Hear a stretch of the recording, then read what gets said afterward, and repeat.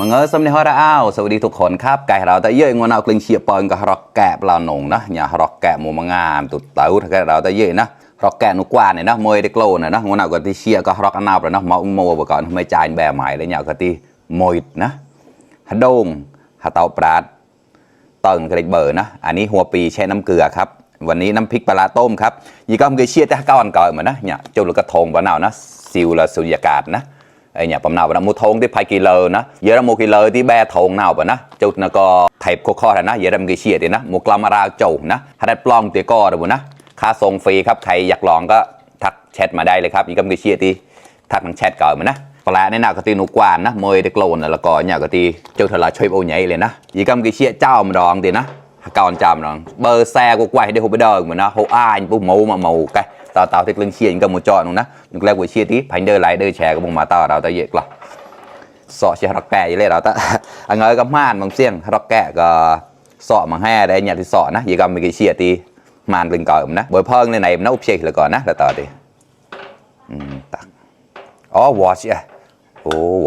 watch à chụp rồi trên chơi nhịp lầnใส่พริกป่นลงไปหน่อยนี่ด้วย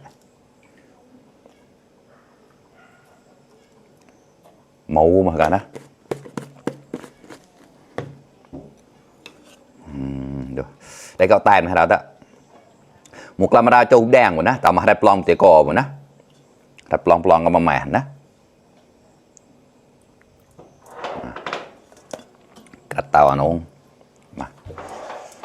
พวีกระป๋องนะถ้าได้เชียร์ก็รอกอันนั้นมาขยำคลุกให้เข้ากันไปเลยนะครับมา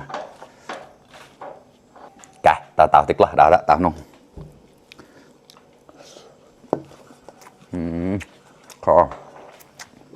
mùi cọt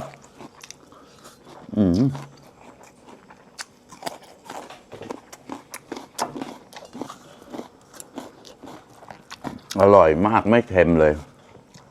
โคบะด้าเอิงบุระนะ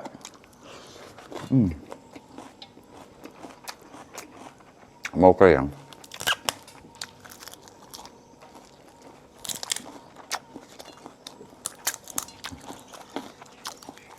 เยอะแล้วเราในมาราปอยนะทีเป็นกี่ดหัวแต่หมดเลยหมดกล่อมเลยนะ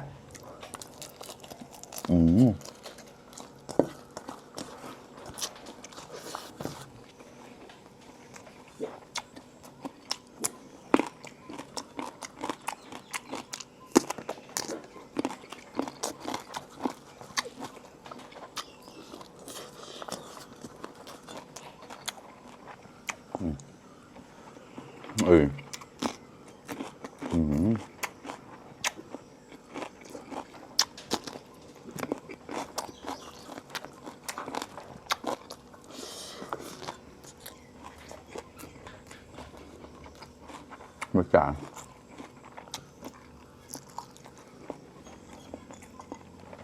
ขอ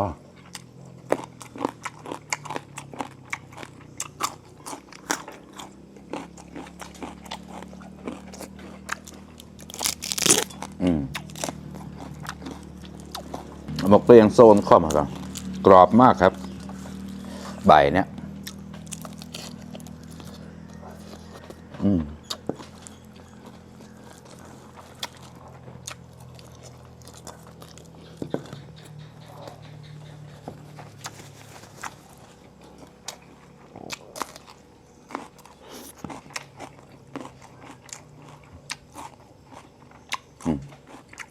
เตาปราดหัวปลีครับเอามาซอยแล้วก็แช่น้ำเกลือครับอร่อยกล้ามาครับเพื่อน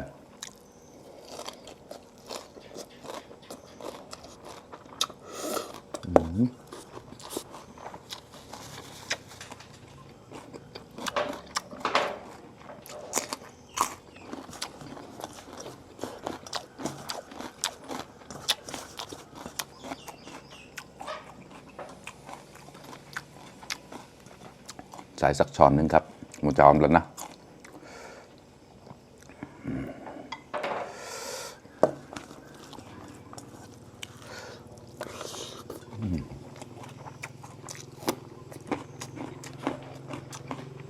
ชอบมากครับเขาเรียกว่าขมิ้นอะไรครับขมิ้นขาวแล้วเหมือนกรอกประกอบอยู่นะก็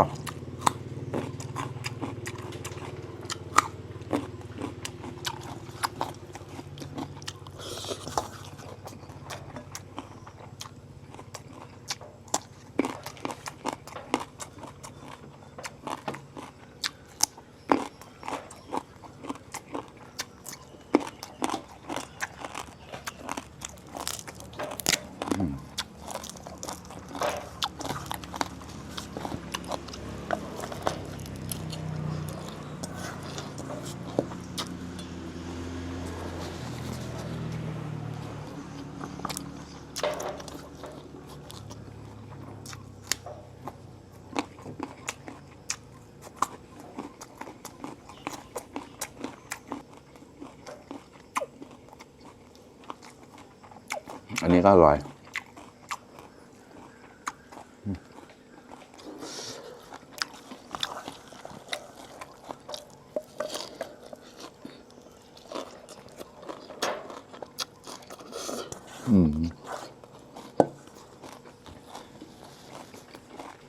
คอ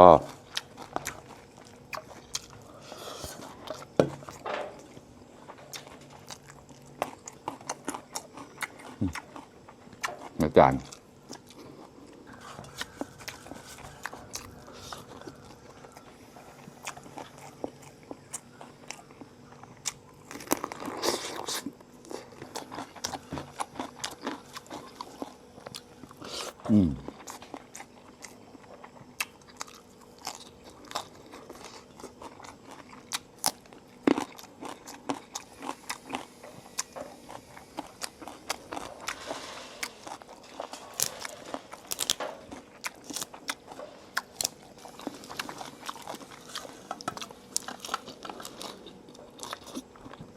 mau cái ăn khó mà không